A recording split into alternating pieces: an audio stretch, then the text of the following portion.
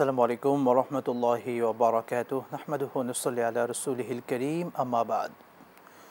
দর্শক সুন্দর, এই সময়ে বিশ্বের যে প্রান্ত থেকে আপনাদের প্রিয় চ্যানেল দেশ টিভির পর্দায় আমাদের সাথে যুক্ত হয়েছেন সকলকে আন্তরিক মোবারকবাদ, প্রীতি এবং শুভেচ্ছা জানিয়ে শুরু করছি জনপ্রিয় ইসলামিক আয়োজন ইসলামী জীবন ও জিজ্ঞাসা। সাথে আছে আমি মোহাম্মদ আল আমিন খান। দর্শক, আজকের এই প্রোগ্রামে অতিথি হিসেবে যুক্ত হয়েছেন বাংলাদেশের বরেণ্য ইসলামিক স্কলার, বিশিষ্ট ইসলামী চিন্তাবিদ, শিক্ষাবিদ এবং গবেষক ফদিলাতুল শেখ হাফেজ মাওলানা মুফতি সালাউদ্দিন ফয়সাল, সম্মানিত মহাসচিব কোরআনের ছোঁয়া ফাউন্ডেশন বাংলাদেশ। আসসালামু আলাইকুম ওয়া রাহমাতুল্লাহি ওয়া বারাকাতুহু। ওয়ালাইকুম আসসালাম ওয়া রাহমাতুল্লাহ। শেখ, ভালো আছেন? আলহামদুলিল্লাহ, আল্লাহ পাকের মেহেরবানিতে ভালো আছি। আপনি কেমন আছেন? আলহামদুলিল্লাহ, আপনাকে অভিনন্দন আমাদের চমৎকার আয়োজনে। প্রিয় দর্শক, আমাদের আয়োজনে ইসলামিক যে কোনো প্রশ্ন করতে পারেন। প্রশ্ন করতে দেশ TV Islamic show Facebook page বা ইউটিউবে গিয়ে কমেন্ট বক্সে প্রশ্ন রাখতে পারেন। কোরআন সুন্নাহর আলোকে আমরা প্রতিটি প্রশ্নের উত্তর দেওয়ার চেষ্টা করব ইনশাআল্লাহ তাআলা। আল্লাহ তাআলা আমাদের জীবনের প্রত্যেকটি পাঠ সুস্পষ্টভাবে সমাধান দিয়েছেন কোরআন এবং সুন্নাহর মাধ্যমে।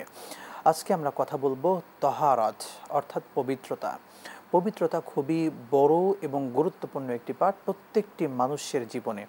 পবিত্রতা সম্পর্কিত বিভিন্ন মাসাইল আমরা শাইখের থেকে জানবো ইনশাআল্লাহ তাআলা। শেখ, আমরা পবিত্রতার একটি গুরুত্বপূর্ণ মাসাইল জানতে চাই, সেটি হচ্ছে ফরজ গোসলের পরে তাকে পুনরায় ওযু করার প্রয়োজন আছে কিনা। মুহতারাম, আলহামদুলিল্লাহ, অনেক সুন্দর একটি প্রশ্ন করেছেন। আমরা শুরুতেই পবিত্রতার একটা গুরুত্ব সম্পর্কে জেনে নিই। আল্লাহ সুবহানাহু ওয়া তাআলা কোরআন কারীমের মধ্যে বলেছেন, ইন্নাল্লাহা ইউহিব্বুত তাওয়াবিন ওয়া ইউহিব্বুল মুতাতাহহিরিন। নবী করিম সাল্লাল্লাহু আলাইহি ওয়াসাল্লাম হাদিসের মধ্যে বলেছেন, আত-তুহুরু শাতরুল ঈমান, অর্থাৎ পবিত্রতা অত্যন্ত গুরুত্বপূর্ণ একটি বিধান এবং পবিত্রতা ছাড়া কোনো ইবাদত আল্লাহর দরবারে কবুল হয় না। আপনি প্রথমে যে প্রশ্নটা করেছেন, যদি কেউ ফরজ গোসল করে তারপরে অজুর প্রয়োজনীয়তা রয়েছে কিনা। শরীয়তের দৃষ্টিতে ফরজ গোসলের পর অজুর কোনো প্রয়োজনীয়তা নেই, বরং ফরজ গোসলের মাধ্যমেই তার অজুর যে প্রয়োজন সেটা পূরণ হয়ে গিয়েছে। শুকরান, জাযাকাল্লাহ। তাহলে এক্ষেত্রে ফরজ গোসলের ক্ষেত্রে কি নিয়ম অবলম্বন করতে হবে বা কিভাবে ফরজ গোসলটা করা উচিত? শরীয়তের মধ্যে ফরজ গোসলের ক্ষেত্রে তিনটি বিধান অত্যন্ত আবশ্যকীয়। তন্মধ্যে 1 নম্বর, অত্যন্ত ভালোভাবে কুলি করতে হবে, যেটাকে আমরা বলি গড়গড়ার সাথে কুলি করা। 2 নম্বর, নাকের ভিতরে যে নরম জায়গা রয়েছে সেই নরম জায়গায় পানি পৌঁছাতে হবে। 3 নম্বর, শরীরের প্রত্যেকটি অঙ্গ প্রত্যঙ্গ সুন্দরভাবে অত্যন্ত সুচারুরূপে এটা ধৌত করতে হবে। যদি আমরা এই 3টি ফরজ সুন্দরভাবে সম্পাদন করতে পারি তাহলে আলহামদুলিল্লাহ আমাদের গোসলটা সম্পূর্ণভাবে আদায় হবে এবং এক্ষেত্রে অজুটাও কিন্তু এর মধ্যে চলে আসছে। সুতরাং এই জন্য ফরজ গোসলের পর অজুর প্রয়োজনীয়তা আর নেই নতুনভাবে। তবে এক্ষেত্রে শরীরে যে নাপাকগুলো থাকবে সেই নাপাকটা আগেই কি পরিষ্কার করে ফেলবে? অবশ্যই গোসলের পূর্বে, যখন আমরা গোসলটা শুরু করব, গোসলের পূর্বে যদি শরীরে নাপাক লেগে থাকে তাহলে সেটাকে অবশ্যই আগে ধুয়ে নিতে হবে। তারপরে ফরজের যেই বিধানগুলো রয়েছে গোসলের ক্ষেত্রে সেগুলো সম্পাদন করবে, এরপর গোসল করবে। শুকরান, জাযাকাল্লাহ। আমরা খুবই গুরুত্বপূর্ণ একটি প্রশ্ন নিচ্ছি। আমাদের বাসাবাড়িতে টাইলসে পেশাব যদি শুকিয়ে যায়, অর্থাৎ ছোট বাচ্চারা পেশাব করেছে এবং টাইলসে সেটা শুকিয়ে গিয়েছে, তাহলে সেই জায়গাটা যেখানে পেশাবটা পড়েছিল বাচ্চার, সেটি আসলে কি পাক থাকবে নাকি অপবিত্রই থাকবে? জি, সুন্দর একটি প্রশ্ন করেছেন। যদি ছোট বাচ্চা বা পেশাব কেউ করে তাহলে টাইলসের মধ্যে নতুনভাবে এটাকে আবার পরিষ্কার এবং পরিচ্ছন্ন করতে হবে। এটা পরিষ্কার পরিচ্ছন্ন ছাড়া পবিত্র হবে না। কেননা টাইলসে যে পানি পড়ে এটা শোষণ ক্ষমতা নেই, এটা শুকিয়ে যায় কিন্তু শোষণ ক্ষমতা হয় না। যদি শোষণ ক্ষমতা থাকতো তাহলে এটা নতুনভাবে আর পবিত্রতার প্রয়োজন ছিল না।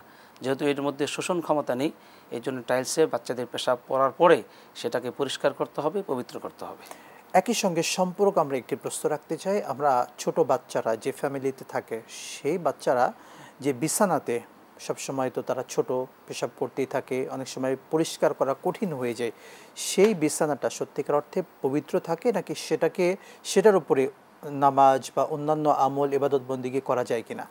দেখুন মুহতারাম, আসলেই আমরা সাধারণত বিছানার মধ্যে আমরা আমাদের ইবাদত বন্দেগী করি না। সাধারণত সেখানে শোয়ার জন্যই আমরা বেডরুমটা ইউজ করে থাকি। যদি পবিত্রতার ক্ষেত্রে আসে তাহলে অবশ্যই সেক্ষেত্রে আমাদের একটা অন্যতম পন্থা অবলম্বন করতে হবে। যদি আমরা সেখানে এমন কোনো কাজ করি যেটা পবিত্রতার সাথে সম্পর্ক রাখে তাহলে সুন্দর একটা পবিত্র কাপড় বিছিয়ে তার উপর সেই কাজটা সম্পাদন করলে এটা অধিক ভালো হয় আর কি। কারণ আমরা জানা নেই এখানে আসলেই নাপাক বা বাচ্চার পেশাব বা অন্য কোনো ধরনের উচ্ছিষ্ট আছে কিনা। সেই জন্য সতর্কতা স্বরূপ শরীয়তের মধ্যে সুন্দর একটা কাপড় বিছিয়ে সেখানে কোনো একটা ইবাদত বা কোনো ভালো একটা কাজ সম্পাদন করা যেতে পারে। শুকরান, জাযাকাল্লাহ। আমরা আরেকটি প্রশ্ন নিচ্ছি। আমরা রাস্তায় চলতে গিয়ে কুকুর অনেক সময় আমাদের পোশাকে স্পর্শ লেগে যায় কুকুরের, কিংবা আমাদের শরীরে স্পর্শ লেগে যায়। এক্ষেত্রে কুকুর যদি শরীর কিংবা কাপড়ে স্পর্শ লাগে তাহলে সেটা অপবিত্র হয়ে যায় কিনা? মোহতারাম, সুন্দর একটি প্রশ্ন করেছেন। যদি শুধু কুকুর স্বাভাবিকভাবে লাগে শরীরের সাথে বা কাপড়ে, এতে কাপড় নাপাক হবে না এবং এটা কোনো সমস্যা হবে না। কিন্তু যদি কুকুরের লালা লেগে যায় তাহলে অবশ্যই কাপড়কে ধুতে হবে অথবা শরীরকে ধুয়ে পরিষ্কার করে নিতে হবে। শুধু কুকুর টাচ করার দ্বারা বা স্পর্শ করার দ্বারা কাপড় অথবা শরীর নাপাক হবে না। আরেকটি বিষয়, কুকুরের ক্ষেত্রে স্বাভাবিকভাবে কিন্তু যদি তার শরীরে কোনো ভেজা না থাকে, যদি এমন হয় যে ভেজা আছে বা বিভিন্ন নোংরা দৃশ্যমান যেটি, অর্থাৎ তার শরীরে হয়তো অপবিত্রতা আছে, এক্ষেত্রে ব্যাপারটি কী হবে? হ্যাঁ, যদি কুকুরের শরীর ভেজা থাকে, যদি আমি দেখতে পাই বা সেটা দৃশ্যমান হয়, দৃশ্যমান কোনো নাপাক, হ্যাঁ দৃশ্যমান নাপাক, তাহলে অবশ্যই কাপড় অথবা শরীর ধুয়ে নিতে হবে। যদি নাপাকটা দেখা যায়, আমরা আমাদের দৃষ্টিগোচর হয়, তাহলে অবশ্যই আমার শরীর অথবা কাপড়টা ধুয়ে নিতে হবে। শুকরান, জাযাকাল্লাহ। সম্পূরক প্রশ্ন রাখতে চাই, কুকুর লালন পালন করা বিনা প্রয়োজনে এটা জায়েজ কিনা? জি না, কুকুর লালন পালন করা বিনা প্রয়োজনে কোনোভাবে জায়েজ নেই। বরং যদি কোনো প্রয়োজন হয়, সেটাও বিজ্ঞ উলামা অথবা বিজ্ঞ মুফতি যারা ইসলামিক লয়ার রয়েছেন তাদের সাথে জিজ্ঞাসা করে, তাদের সাথে পরামর্শ করে লালন পালন করা যেতে পারে। কিন্তু প্রয়োজন ছাড়া কোনোভাবেই কুকুর লালন পালন করা ইসলামে বৈধতা দেয়নি। শুকরান, জাযাকাল্লাহ। শখের বশত আমাদের ফ্যামিলিতে আমাদের মেয়েরা বা আমাদের যুবকেরা অনেকে শখের বশত নিজের ঘরে, এমনকি বেডরুমে, শোয়ার জায়গাতে, সকল জায়গায় কুকুর লালন পালন করছে ঘরে। আসলে এটা কিভাবে, ইসলাম শরিয়া কি বলছে? আসলে মুহতারাম, দেখুন, নবী আলাইহিস সাল্লাতু ওয়াস সালাম হাদিসের মধ্যে বলেছেন, লা তাদখুলুল মালাইকাতু বাইতান ফীহি কালবুন আও তাসাউর। রহমতের ফেরেশতা প্রবেশ করেন ওই ঘরে যেখানে কুকুর বা জীবজন্তুর ছবি থাকে। এখন আমাদের যারা ইয়ং সোসাইটি রয়েছেন, যুব সমাজ রয়েছেন, তাদের কাছে এই মেসেজটা আমাদের সুন্দরভাবে পৌঁছাতে হবে। হয়তো তারা জানেন না বা তাদের কাছে এই মেসেজটা পৌঁছেনি যে এটা কতটুক নিন্দনীয় বা ইসলামে কতটা এটা নিষেধ করেছে।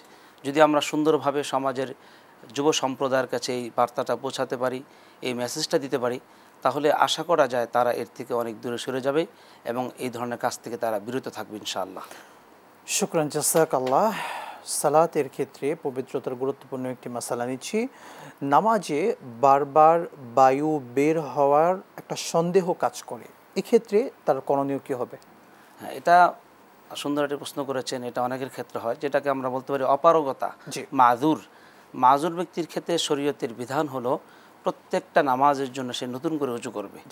ওযু করার পরে ওই ওয়াক্তটা যতক্ষণ থাকবে ততক্ষণ পর্যন্ত সে যত নামাজ, ইবাদত, বন্দেগী সেগুলো করতে পারবে।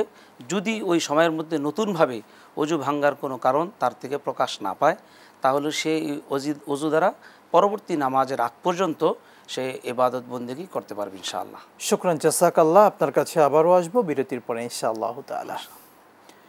প্রিয় দর্শক মণ্ডলী, দেখছিলেন দেশ টিভির পর্দায় জনপ্রিয় ইসলামিক আয়োজন ইসলামী জীবন ও জিজ্ঞাসা। আমরা জীবনের বড় একটি পাঠ তহারাত তথা পবিত্রতার বিভিন্ন মাসাইল জানছিলাম, শুনছিলাম।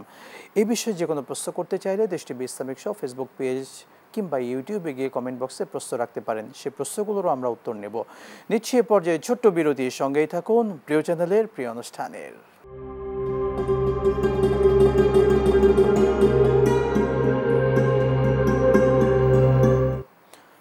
বিরতির পর আরও একবার স্বাগত জানাচ্ছি আপনাদের প্রিয় চ্যানেল দেশ টিভির পর্দায় জনপ্রিয় ইসলামিক আয়োজন ইসলামী জীবন ও জিজ্ঞাসায়। দর্শক মণ্ডলী, আমরা কথা বলছিলাম পবিত্রতা তথা তহারতের বিভিন্ন মাসাইল। আমরা শেখের কাছে আবারও চলে যাচ্ছি পবিত্রতা সম্পর্কিত বিভিন্ন মাসাইল নিয়ে। শেখ, গুরুত্বপূর্ণ যে একটি বিষয়, ছোট বাচ্চা যদি মোবাইলে কখনো পেশাব করে ফেলে তাহলে সেই মোবাইলটাকে পবিত্র করার উপায়টা কি বা কোনো নিয়ম আছে কিনা? মোহতারাম, অত্যন্ত সুন্দর একটি প্রশ্ন করেছেন। ইলেকট্রনিক ডিভাইস অথবা মোবাইলে যদি কোনো নাপাক পড়ে তাহলে সেক্ষেত্রে বিধান হলো কোনো একটা কাপড় দিয়ে সেটাকে মুছে ফেলা, যদি ধোয়ার সম্ভব না হয়। আর যদি ধৌত করা সম্ভব হয় তাহলে অবশ্যই যে জায়গাটুকু ধৌত করা যায় সেই জায়গাটুকু ধুতে হবে পবিত্রতার জন্য। শুকরান জাসাক আল্লাহ। আরেকটি হচ্ছে ছোট বাচ্চা রিলেটিভই, ছোট বাচ্চারা যদি বিশেষ করে শরীরে পেশাব করে দেয়, অনেক সময় মা প্রায় সব সময় রাখেন মায়ের কোলে পেশাব করে দিয়েছে, সেই পোশাক নিয়ে মা নামাজ পড়তে পারবেন কিনা, বা সেই পোশাকটি আসলে এই ছোট বাচ্চাদের এই পোশাকে সেটি এই পেশাবের মাধ্যমে নাপাক হয়ে যাবে কিনা? অত্যন্ত সুন্দর একটি প্রশ্ন করেছেন, সময়ের সাথে খুবই সাজস রাখে প্রশ্নটি। জি। যদি কাপড় অথবা শরীরে বাচ্চাদের পেশাব লাগে, তাহলে সেক্ষেত্রে সতর্কতা হলো পবিত্রতা অর্জন করি সালাত আদায় করা। আর যদি সম্ভব না হয়, তাহলে শরীয়তে একটি ব্যবস্থা রেখেছে, সেটা হলো যদি পেশাবের পরিমাণটা 3.5 মাসে 1 দিরহাম, যেটা ডিজিটাল নিয়ম অনুযায়ী 3 গ্রাম পরিমাণ হতে পারে, যদি এই পরিমাণ লাগে পেশাব বা পেশাবের ফোঁটা, তাহলে সেটা নিয়ে নামাজ পড়তে পারবে, তবে সেটা কারাহাতের সাথে হবে, অপছন্দতার সাথে। আর যদি 1 দিরহামের চেয়ে বেশি বা 3 গ্রামের বেশি হয়, তাহলে অবশ্যই কাপড়টা চেঞ্জ করে তাকে সালাত আদায় করতে হবে। শেখ, পরিমাণের ক্ষেত্রে আমরা যদি সেই 1 দিরহামের একটা অনুমান করি, সেটা কি পরিমাণ হতে পারে? 3 গ্রাম, বর্তমান নিয়ম অনুযায়ী 3 গ্রাম হবে। জি। আচ্ছা, আমরা সবচেয়ে সুন্দর হচ্ছে এক্ষেত্রে পোশাকটা পরিবর্তন করে সালাত আদায় করলে সালাদটা তখন সন্দেহ মুক্তভাবে আদায় হবে। জি জি, অবভিয়াসলি। শুকরান জাযাকাল্লাহ। আরেকটি বিষয়, আমাদের মা বোনদের ক্ষেত্রে যদি শরীরে নাপাক লেগে যায়, এমন অবস্থায় সে নাপাক নিয়ে, অর্থাৎ নাপাক শরীর অবস্থায় তিনি রান্না বান্না করতে পারবেন কিনা? জি জি, অবশ্যই পারবেন। যদি রান্নাবান্নার ক্ষেত্রে পবিত্রতা ক্ষেত্রে লক্ষ্য রাখা হয়, তাহলে অপবিত্র অবস্থায়ও রান্নাবান্না করা যাবে। কিন্তু রান্নাবান্না করার যে উপকরণ রয়েছে, সেগুলোকে অবশ্যই অপবিত্রতা থেকে বাঁচাতে হবে। যদি সেটা লক্ষ্য করা যায়, তাহলে অপবিত্র অবস্থায়ও রান্নাবান্না করা যাবে। তবে এক্ষেত্রে কিন্তু উত্তম যেটি পবিত্রতার সাথে করা, রান্নাবান্নার মতো গুরুত্বপূর্ণ একটি বিষয়, কারণ এটা তো একটা পবিত্রতা বা বারাকার বড় একটি মাধ্যম কিন্তু খাবার। হ্যাঁ, অবশ্যই সেটা কথা, তাকওয়ার দাবি এবং সতর্কতার দাবি অবশ্যই পবিত্রতা অর্জন করে। কিন্তু যদি কোনো অবস্থা এমন হয় যে আসলে সেই সময়টুকু নেই এবং অনেক সময় অনেক প্রয়োজন থাকে, স্বামী অনেক সময় বদমেজাজি হতে পারে বা একটা সমস্যা থাকতে পারে, সেক্ষেত্রে এই বিধানটি রাখা হয়েছে। আর স্বাভাবিক অবস্থায় অবশ্যই তাহারত অর্জন করে, পবিত্রতা অর্জন করে রান্নাবান্না করা অত্যন্ত প্রয়োজন। শুকরান জাযাকাল্লাহ। একই সঙ্গে অমুসলিমরা অজু করে পবিত্র কোরআন শরীফ ধরতে পারবে কিনা? দেখেন মুহতারাম, অত্যন্ত সুন্দর একটি প্রশ্ন করেছেন। এই প্রশ্নটা অত্যন্ত প্রয়োজনীয়। অনেকে এই কথা বলে যে আমি অজু করে, অনেক অমুসলিম ভাইয়েরা, অনেক হিন্দু আছেন বা অন্য ধর্মের মানুষেরা বলেন যে আমি অজু করে কোরআন শরীফকে ধরেছি বা কোরআন শরীফ পড়ি। এই কথাটি যুক্তিসঙ্গত কিনা? আসলেই অজু করা বা পবিত্রতা অর্জন করা এটা মুসলিমের ক্ষেত্রে বিধান। আল্লাহ তাআলা কোরআন কারীমে সূরা ওয়াকিয়ার মধ্যে বলেছেন, লা ইয়ামাসসুহু ইল্লাল মুতাহহারুন। কিন্তু যারা মুশরিক হবে, অমুসলিম হবে, তারা তো একেবারে সত্যাগতভাবে অপবিত্র। আল্লাহ তাআলা কোরআনের সূরা তাওবার মধ্যে বলেছেন, ইয়া আইয়ুহাল্লাযীনা আমানু ইন্নামাল মুশরিকুনা নাজাস ফালা ইয়াকরাবুল মাসজিদাল হারাম। আল্লাহ তাআলা যেখানে বলেছেন, হে ঈমানদাররা, মুশরিকরা নাপাক, তারা যেন মসজিদের হারামের কাছেও না আসে, সেক্ষেত্রে তারা কোরআন শরীফ ধরার কোনো প্রশ্নই আসে না। বরং তাদেরকে সত্যাগতভাবে পবিত্র হতে হবে, ইসলামের আলোতে আলোকিত হয়ে, ইসলামের ছায়ায় আশ্রয় নিয়ে, তারপর পবিত্র অর্জন করে তারপরে কোরআনে কারীম ধরতে হবে। এ ব্যাপারে যথেষ্ট নুসুস রয়েছে, হাদিসের মধ্যে অনেক হাদিস আছে এবং আমাদের ঘটনাও আছে। হযরত ওমর রাদিয়াল্লাহু তাআলার ঘটনা আমাদের সামনে একেবারে স্পষ্ট। সেই ঘটনাটি যদি একটু বলতেন। হ্যাঁ, আমরা জানি যখন তিনি তার বোনের সংবাদ পেলেন যে তার বোন এবং তার বোন জামাতা সহ ইসলাম ধর্মে তারা আশ্রয় গ্রহণ করেছে, তখন তিনি তাদের কাছে গেলেন এবং তাদেরকে এক পর্যায়ে প্রহার করলেন। প্রহার করার পর কোরআনের আওয়াজ তার কানে আসার পর কোরআনের প্রতি একটা আকর্ষণ তাকে বিমোহিত করলো। তখন সে কোরআন ধরতে চাইলেন, তো তার বোন বললেন যে না, এই কোরআন এভাবে ধরা যাবে না, ইসলাম গ্রহণ করতে হবে, গোসল করতে হবে, পবিত্রতা অর্জন করতে হবে, তারপরে কোরআন ধরতে হবে। তিনি সেটি করেছেন এবং কোরআন ধরেছেন। এই ঘটনা থেকেও আমরা বুঝতে পারি যে মুশরিকরা ওযু করলে কোরআন তারা স্পর্শ করতে পারবে না, বরং সত্যাগত পবিত্রতা অর্থাৎ ইসলামের আলোতে তারা আসার পরে কেবল তারা কোরআন স্পর্শ করতে পারবে। শুকরান জাযাকাল্লাহ। আমরা আরেকটি মাসালা নিচ্ছি। আমাদের মোচ যেটাকে বলি, অর্থাৎ গোফে পানি লেগে গেলে সেই পানিটা হারাম হয়ে যাবে কিনা বা অপবিত্র হবে কিনা? মুহতারাম, সুন্দর প্রশ্ন করেছেন। যদি গোফ বড় থাকে এবং সেক্ষেত্রে পানির সাথে যদি সেটা স্পর্শ হয়, পানিটা নাপাক হবে না, পানিটা খাওয়া যাবে। তবে সেক্ষেত্রে একটা বিষয় আমাদের লক্ষ্য করতে হবে, গোফ যেন আমরা বড় না রাখি। সহিহাইন অর্থাৎ ইমাম বুখারী রাহিমাহুল্লাহ এবং ইমাম মুসলিম রাহিমাহুল্লাহ তারা তাদের কিতাবের মধ্যে এনেছেন, খলিফুল মুশরিকিন, তোমরা মুশরিকদের বিরোধিতা করো। কি করে? তোমরা দাড়িকে বড় রেখে এবং মোচকে ছোট রেখে তোমরা মুশরিকদের বিরোধিতা করো।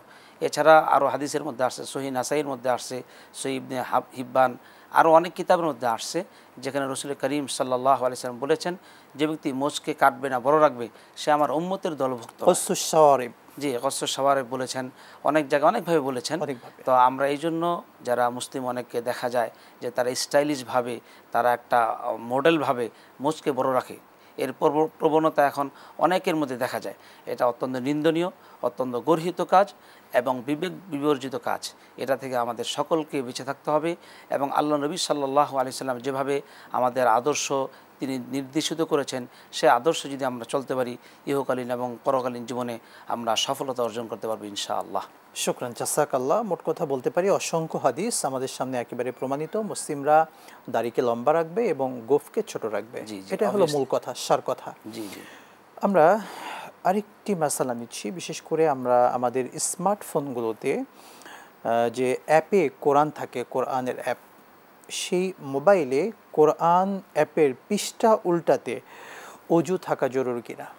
মোহতারাম, সুন্দর একটি প্রশ্ন করেছেন। যেহেতু এখন অনেকেই স্মার্টফোনে কোরআন শরীফ পড়ে এবং বিভিন্ন সফরে থাকে, বিভিন্ন যাতায়াতের মধ্যে অনেকেই দেখা যায় যে তারা কোরআন কারীম তেলাওয়াত করে কিংবা হাদিস পড়ছেন। হ্যাঁ, কোরআন কারীমেরটাই যদি আমরা আসি, তাহলে সেক্ষেত্রে বিধান হলো স্ক্রিনের যতটুকু অংশের উপর কোরআনের আয়াত দেখা যায় বা পৃষ্ঠাটা দেখা যায়, অতটুকু স্পর্শ করতে হলে অবশ্যই অজু প্রয়োজন হয়। আর স্ক্রিনের বাইরে যে জায়গাটা, অর্থাৎ কোরআন যেখানে দেখা যায় না, স্ক্রিনের সেই অংশকে অজু ছাড়া স্পর্শ করা যাবে। কিন্তু স্ক্রিনের যতটুকু অংশের মধ্যে কোরআনের আয়াত বা কোরআনের পৃষ্ঠা দেখা যায়, অতটুকুর মধ্যে অবশ্যই অজু ব্যতীত স্পর্শ করা যাবে না। শুকরান, জাযাকাল্লাহ, আপনাকে অসংখ্য ধন্যবাদ। পবিত্রতার ক্ষেত্রে সত্যি ইসলাম প্রত্যেকটি বিষয় সুস্পষ্ট সমাধান দিয়েছে। এই বিষয়গুলো আমাদের মাথায় রেখেই কিন্তু সামনে আগাতে হবে এবং আমরা পবিত্রতা সবসময় অর্জনের চেষ্টা করব। কেননা আমরা আরেকটি বিষয়ে পবিত্রতার ক্ষেত্রে কিন্তু জানি, কবরের সেই আযাবের কথা। যারা পবিত্র থাকতে চায় না তাদের শাস্তি কি, একটু হাদিসটি দর্শকদেরকে শোনাতেন। যে হাদিসের মধ্যে আসছে, রাসূল করিম সাল্লাল্লাহু আলাইহি ওয়াসাল্লাম ইরশাদ করেছেন, কবরের অধিকাংশ আযাব পেশাবের ছিটা থেকে বেঁচে না থাকার কারণে হবে। এটা অত্যন্ত গুরুত্বপূর্ণ। আমরা এখন যে ইস্তেঞ্জা করি, অজু ইস্তেঞ্জা, পেশাব পায়খানা করি, এক্ষেত্রে আমাদের এই বিষয়টা খুব লক্ষ্য রাখতে হবে। অনেকেই দেখা যায় কোনো রকম তারা প্রয়োজন সেরে তারা দ্রুত চলে আসে। এক্ষেত্রে আমাদের বিশেষভাবে যারা পুরুষ রয়েছে তাদের অনেক একটু দেরি করতে হয়, কারণ তাদের রগগুলো ছড়ানো ছিটানো থাকে, এজন্য পেশাবের ছিটাটা আস্তে আস্তে পড়ে। এজন্য পুরুষের ক্ষেত্রে এই বিষয়টা খুব লক্ষ্য রাখতে হবে। যেই পর্যন্ত তার এই ব্যাপারে ইতমিনান না হবে, আশ্বস্ত না হবে যে আমার আর পেশাবের ছিটা পড়বে না, ওই পর্যন্ত তাকে লেট করতে হবে। এরপরে যখন সে আশ্বস্ত হবে যে হ্যাঁ, এই পর্যায়ে এসে আমার পেশাবের ছিটা আর পড়বে না, তারপরে সে এখান থেকে আসতে পারবে। শুকরান, জাযাকাল্লাহ, অসংখ্য ধন্যবাদ, গুরুত্বপূর্ণ সময়টুকু আমাদেরকে দিয়েছেন। আপনাকে অনেক ধন্যবাদ, শুকরিয়া। প্রিয় দর্শক মণ্ডলী, আপনাদের প্রিয় চ্যানেল দেশ টিভির পর্দায় প্রতিদিন এই সুন্দর সময়ে আমরা হাজির হই আমাদের জীবনের গুরুত্বপূর্ণ কিছু দিক নিয়ে কথা বলতে, যে বিষয়গুলো সত্যি আমাদের জীবনকে পরিবর্তন করতে পারে, আমাদেরকে আমলি বানাতে পারে। আসুন প্রত্যেকটি বিষয় আমরা মেনে চলি। আল্লাহ তৌফিক দিন, আল্লাহুম্মা আমিন। বিদায় নিচ্ছি আজকের মতো। আসসালামু আলাইকুম ওয়া রাহমাতুল্লাহি ওয়া বারাকাতুহু।